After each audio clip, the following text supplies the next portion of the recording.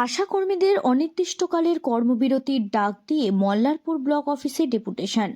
পশ্চিমবঙ্গ আশাকর্মী ইউনিয়নের ময়ূরেশ্বর ১ নম্বর বিপিএইচসি আশা কর্মী সংগঠনের কর্মীদের ২৩শে ডিসেম্বর থেকে অনির্দিষ্টকালের জন্য কর্মবিরতির ডাক।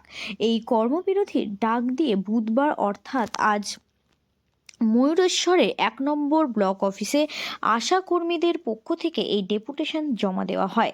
বেশ কয়েক দফা দাবি নিয়ে তারা আজকে লিখিতভাবে স্মারকলিপি জমা দেন।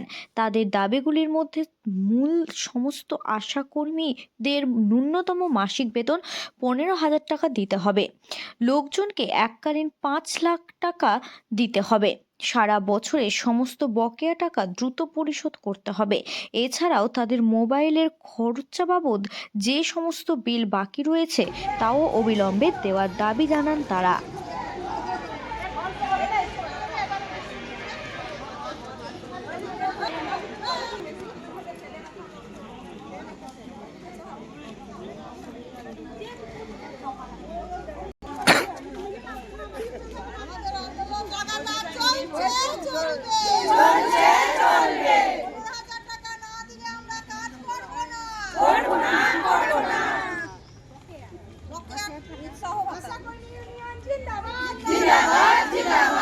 আশাকর্মীদের জন্য ন্যূনতম মাসিক বেতন ১৫,০০০ টাকা দিতে হবে।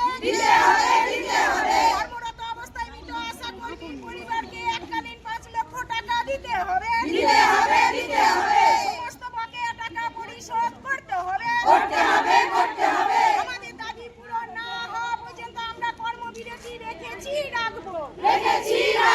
আমাদের দাবি পূরণ না হওয়া পর্যন্ত আমরা কাজে ফিরবো না। মোবাইল কেনা এবং ব্যবহারের কোনো শর্ত চাপানো চলবে না।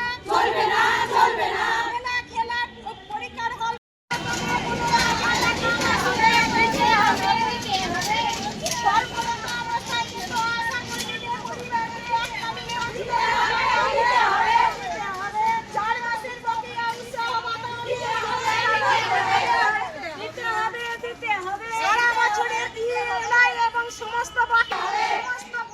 সমস্ত বকেয়া টাকা পরিশোধ না হওয়া পর্যন্ত আমরা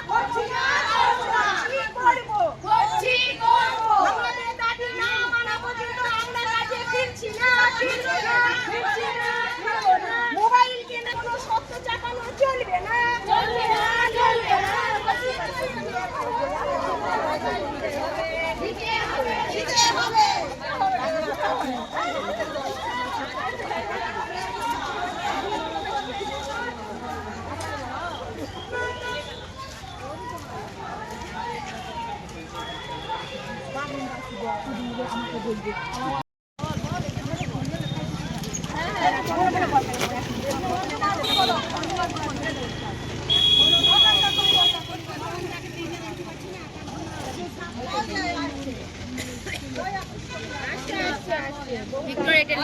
ইউনিয়ন জিন্দাবাদ।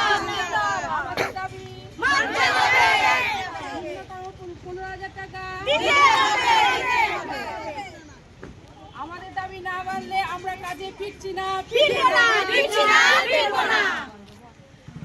আমাদের দাবি মানতে হবে। ১৫,০০০ টাকা বেতন আমাদের দিতে হবে। কাজে যোগ দেব না। বকেয়া টাকা আমাদের যা বাকি আছে সব আমাদেরকে সুদ সমেত দিতে হবে।